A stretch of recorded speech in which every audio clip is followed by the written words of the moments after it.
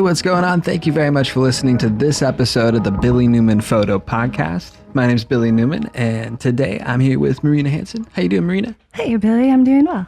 Thanks so much for doing some podcasts with me. I think it's cool. Me too. Thanks for recording. Yeah, I really like getting to do some little podcasts and stuff. And we've been putting up a bunch of pictures this week. I have a bunch of new stuff on my Instagram page, a bunch of the new photos that I'm going through. And I wanted to talk about, I guess, like some of the little scheme of that. Well, because it's a bunch of stuff. But what I've been trying to work on more, and what we've been talking about a little bit, I think we talked about it on one of these past podcasts, but it's like building a photo set or like building like a portfolio. And we've been doing this for a long time. So we have like a bigger volume of photos than maybe 10 or 20 or so. It's like, more photographs that are worth showing, especially in today's like stream based content driven structure of a lot of the networks that we try and put up content to. You know what I'm talking about? Like in the past, like a photographer in the 90s would have tried to focus on putting up maybe 20 pictures. Sure. And now it seems like it's more important to have a wider breadth of that, of putting up more content and filling up constantly, like putting new content into a stream, like what we're looking at. It seems like it. Yes, I think there's a lot more exposure.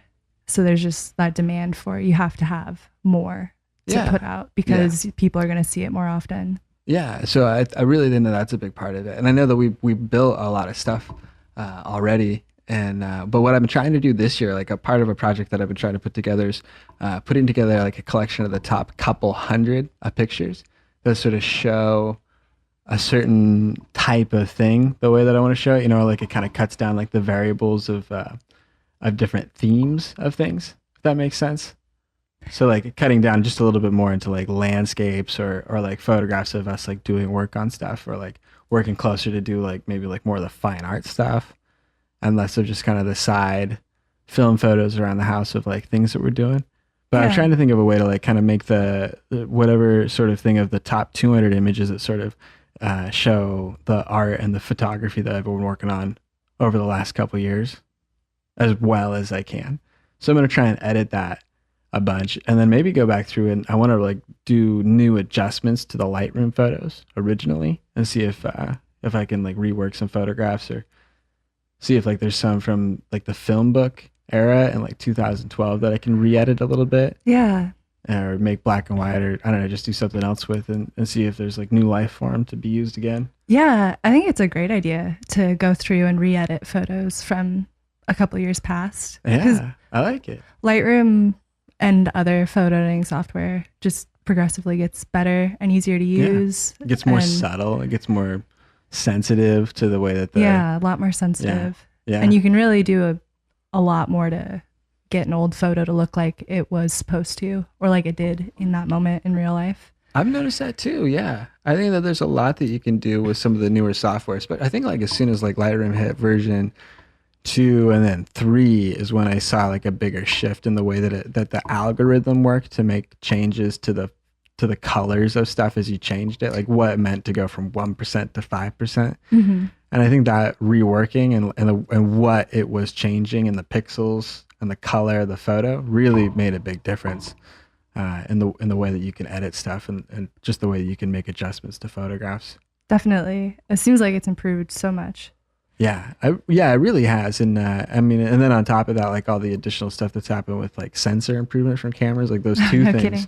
Is what's really like created the big pinnacle of it. But for a lot of the stuff that we've done over the last couple of years, just scanning film and then doing simple adjustments with it, because we don't really get into like complex Photoshop work or any compositing. No, it's really minimal editing. Yeah, even complex Lightroom work, like adding different gradients or using like a selected area adjustment brush to make changes to an exposure to a scene. That's like kind of rare in a lot of the photographs that we do too. Yeah, that's not really something I get into very much. Yeah, or it's a bigger scope of a photograph. And I see now like a lot of the pictures, a lot of the night pictures that I like are composites of different daylight photographs and night exposures, like kind of layered into each other. Yeah. Yeah. It's been really interesting and kind of strange learning a little bit more about how other people put some of those photos together. Yeah. I thought I could tell by looking at them, but I wasn't really sure But it seemed like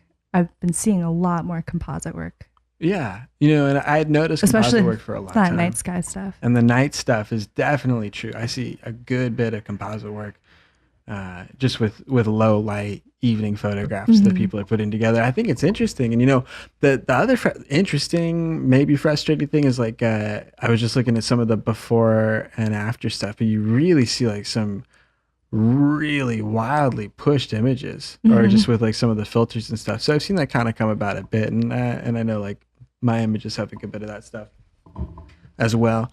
But it's just interesting how it is. Like there's a few different ways that stuff that gets put together. But I don't know. But I'm glad that we're working on stuff. So overall, the idea is that, and what I've been trying to work on this month was like kind of categorizing and going back through my Lightroom library and finding the top around 200 photos is what my goal is, of like all the kind of portfolio level and like sort of travel based stuff Hmm. of you and I going around and doing stuff. But yeah, like kind of that level of stuff that I can put together. What I've been trying to do is go back through and like break that out and rewrite some of the pieces for it, or some of the captions that are supposed to go with the photo. And so I'm trying to set it up so that I can do that, and then I can just put it all together into a photo book, or into some kind of like simple thing where I can have like a cool, like bigger portfolio book, just Yeah. selecting a bunch of new photographs that are like maybe the best stuff I have now, doing them, like doing a cleanup to edit them so that they're a little bit tighter, and then like having them go out. But I'm really trying to push so that the spring and summer I have like a lot of content, a lot of photo content that's like all my best stuff, but it's all just like a lot of the best stuff, and it's like the top 200 best things that go out as much as they should. Yeah. But that's kind of my goal, one of them at least. But yeah, it's been slow to start though. It's hard to do this. I've been trying to do it all month, and it's like a lot to write up a ton of stuff and put together whatever I'm supposed to put together. Like a hundred posts to go up on to the internet. It's silly. It's a lot of photos to go through also and decide Oh between yeah, for the it's a bunch of 200. stuff. And I don't know if I really have it that well categorized. Like when it gets into numbers like that, into like the top 200, I have like a good selection of things I like during that time, and I have a lot of those photos. In fact, the other thing I wanted to talk to you a little bit about was Mastodon, and that's a thing that had helped me kind of figure out what good stuff I have to put up Oh online. And yeah. really, there's a lot of stuff like that because I had to go through pretty quickly and like put up a lot of new photographs when we were trying to get that going a couple weeks ago. And that was pretty cool. I thought we should talk about Mastodon too, like which is this like open source Twitter alternative, this like social networking alternative that's built as an open source instance that's run on a server, and then that communicates to other servers in a federated network, which I guess kind of just ends up giving you like sort of like a Twitter ability thing. But like it came out like just a few weeks ago, and I had heard about it, and so I went to like I think the original network, the original instance is Mastodon.social, and then the one that we joined, I think that had closed down because it was so busy. Do you remember that? Like how we could, Yeah, I couldn't sign into it. yeah. And so we went to Mastodon.network, another alternative instance that was running, and that was letting people sign in. But I think that had like a huge amount of growth. It went from like 5,000 to 10,000 to 40,000 to 100,000 to like 200,000 to probably like 500,000 or so. I don't know if it's gotten much bigger than that, but it seems like a huge amount of the open source community.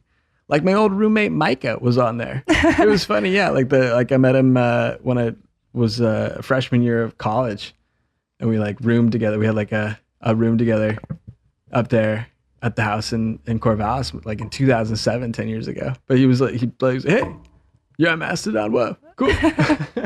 That's cool. Yeah, like right away. But what I was thinking though is I should get in there right away while people are like getting space and getting on there, and before there's a lot of content on there, I should just like flood it with as many photographs of the stuff that we'd done in the past as I could. And it was nice too because we had like all the tweets and all the Facebook posts and stuff already written up for the past couple of years that had just been going up pretty consistently. So that was like a huge number of things to go up. And I was trying to go through there and be a little bit selective so that it was a lot of stuff, but it was like kind of the best stuff and some of that repeated. But I think there's like 700 posts on there right now. Maybe a bit of that's Yeah, a repeated, bunch. but yeah, it's probably around like 500 pictures or so. A lot of those include yours too. of things that we'd done, and pictures of me and pictures of us traveling around together, which is really cool. But there's a lot of really good stuff that I'm glad that we have. It's pretty fun. Me too. I think it's really cool that you were able to put so much up right at the beginning. Yeah, and it got a lot of attention too. Or there's a lot of traction, ton of interaction with people. Yeah, like people in different countries. That was cool to see that, where there's people that are living in Japan right now that got to see pictures that I was shooting, or people like on the East Coast that got to check it out, like think about stuff and talk about like the one time they went to Oregon and they saw some stuff like that, or like but they're 3,000 miles away now. Or I think there was someone in France that had made a couple comments about some photos and like talked about it a little bit. But it's cool. Yeah, there's a little bit more interaction right now, which you always get at like the first little jump into an online community or an online social network. And if it stays like normal enough, it's pretty good. There's like, it's sort of wacky too. Like if you look at the big federated stream, like we've looked at a few times, and it's all like Mandarin ideograms, and like it's just all stuff in other languages. And so it's like, oh, that just seems kind of blown out. Like, so it's not like a real focus thing of like a lot of content I want to get. And it's hard to follow people. But if you figured it out, and if you're on like a good local instance, it seems like it's kind of a cool way to communicate with a group, or like a little community about a certain topic. It's cool. It's been fun, but it's kind of a neat little thing to try out. Yeah, it's been really cool. I liked getting stuff on there. I really like right now how there is so much interaction that you actually get to have, which is something I've never really experienced with Twitter. Oh, but it's cool having people like actually comment on your photos. And yeah, I started my Twitter account 10 years ago. That's a silly decade of like little things that had gone up there, and that was like way back too. I probably could have made way more use of it then in 2007 if I did what I did on Mastodon a couple weeks ago on Twitter back then. It would have been so much smarter. Back then, though, I didn't have any of the portfolio I do now to put up, so there wasn't really any content to show. But since I had like so much content, and I was thinking it'd be cool to put a lot of visual stuff up onto a social network that was brand new, so that I was like the dominant source of visual content on that network for at least a day or two. Yeah, that was kind of what I was thinking. Like, the most followed photographer on Mastodon for a day. You did it. Yeah, I maybe did. Really well. It was cool. We got like a little tweet of like a little rundown of like who to follows. Oh yeah, I saw that. And it was a little Billy Marina for photos. Little photography team. Little photo team, which is cool. I thought that was pretty cool. Yeah, I thought it was sweet to have that. But yeah, it seems like some nice people on there, and some crazy people, but some good people too. It's fun. I like messing around on Mastodon and checking out new things for new social networks. It's kind of interesting. Like I don't know, just getting to see little pieces, or like the way that new technologies start to emerge at certain times. Yeah, it's really interesting getting to see it at the beginning and as it's sort of changing. Yeah, and Mastodon may not stick around forever, or it might be here and then it might be gone. Like chat roulette. Back in the, you remember that? Like, yeah, it could be something like that. Like, so yeah. I put a lot of time into chat roulette. Oh man, a lot of duds. There's a lot of like 6 in 10 were just like weird lewd dudes in other countries. But there was a few times there where it was cool. Like I got to talk to people. Like I got to talk to like these 2 guys going to college in Turkey. Oh, neat. That was kind of cool. And they were just like at a cafe, and it was 11 in the morning there, but it was like 1 in the morning in Corvallis. I was like, what's going on? I'm in Oregon. What are you guys doing? And then like I talked to this person in Istanbul, which was kind of interesting. A lot of people in Turkey that were jumping on chat roulette at the time. But I talked to a person in France. I talked to a person in Mazatlan. That was kind of cool. And they like worked for the tourism, or they worked for like the government down there in Mexico. Interesting. Yeah.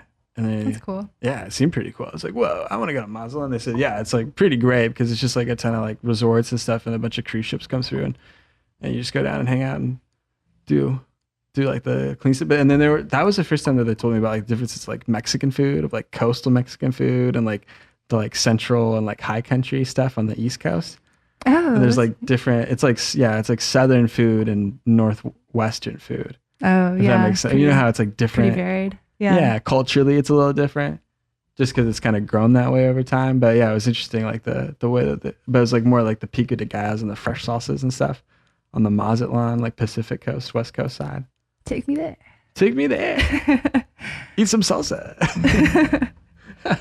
Yeah, it'd be all right. It was cool.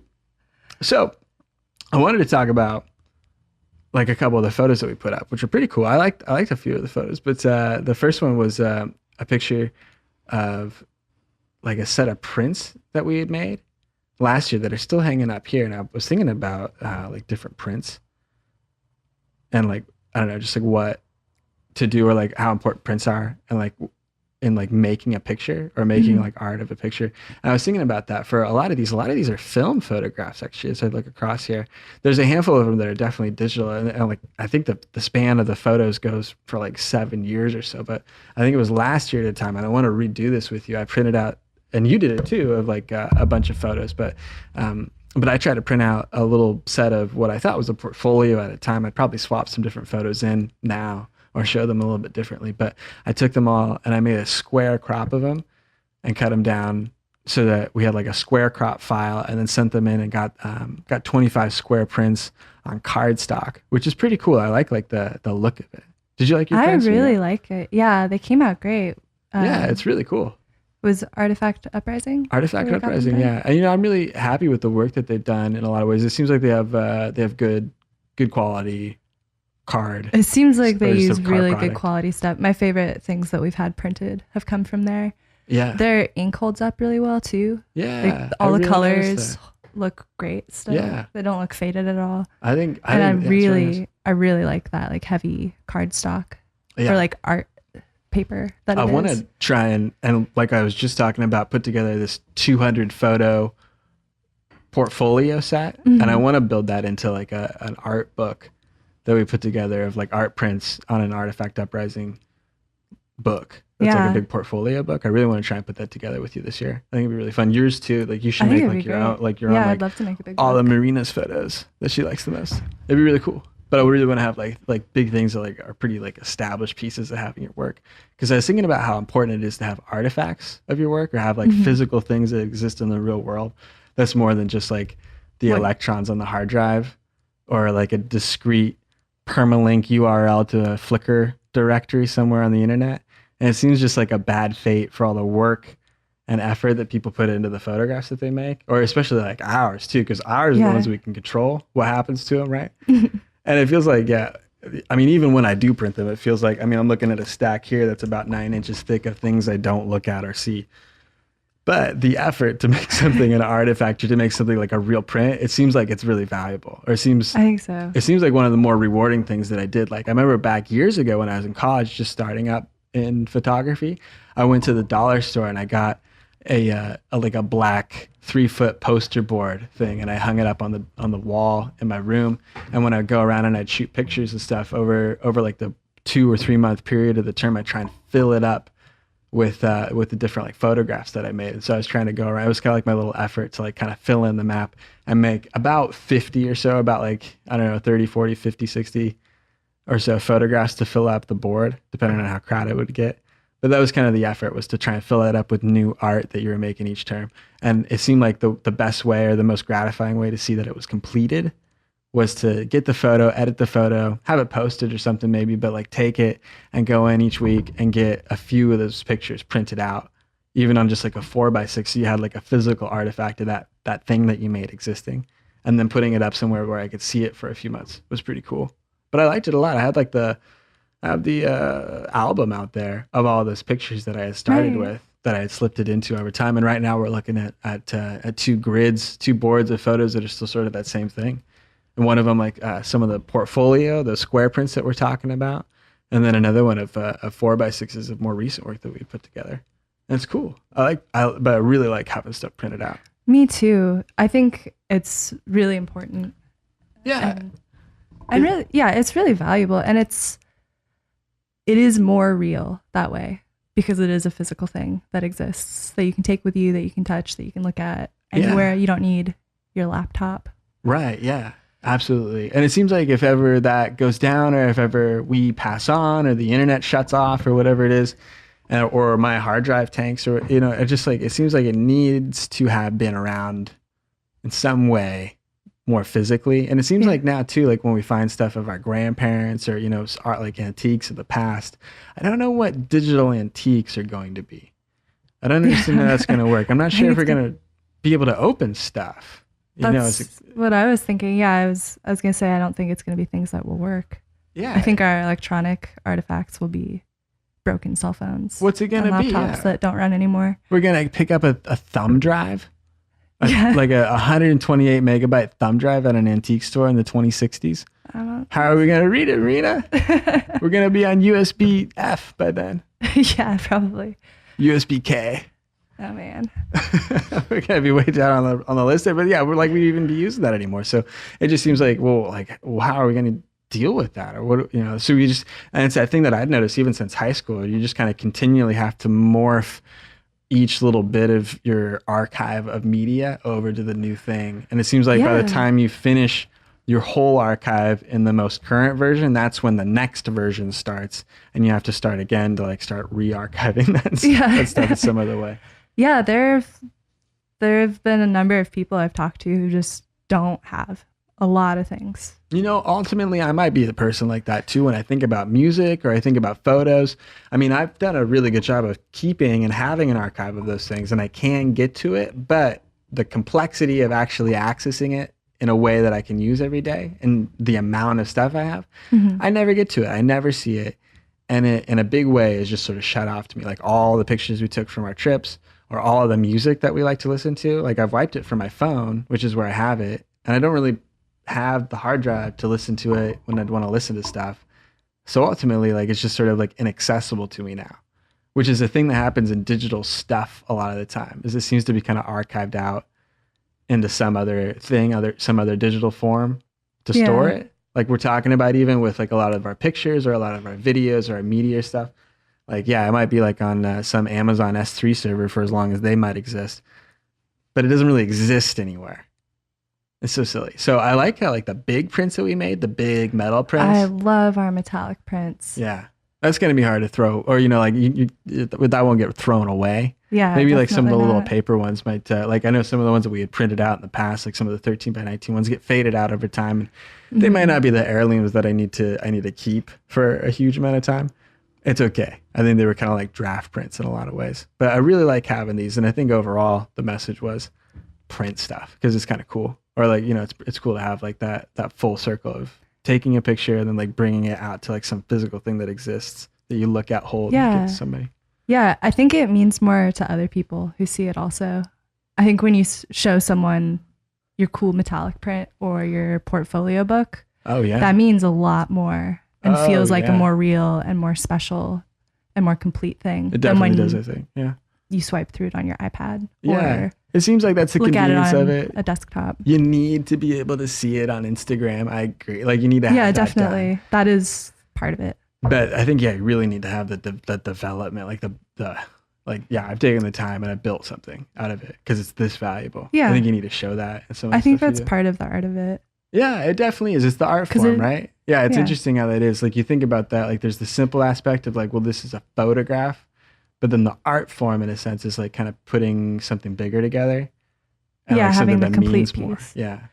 Yeah, when it even when it is done, when it just exists on my computer, it doesn't feel like it's actually the photo yet. Yeah, right. It's just my edit of it that's on the computer. Yeah. Even if it's on Facebook or on Instagram or on my Yeah. website or on whatever, it's just that digital copy of it, but it's Yeah.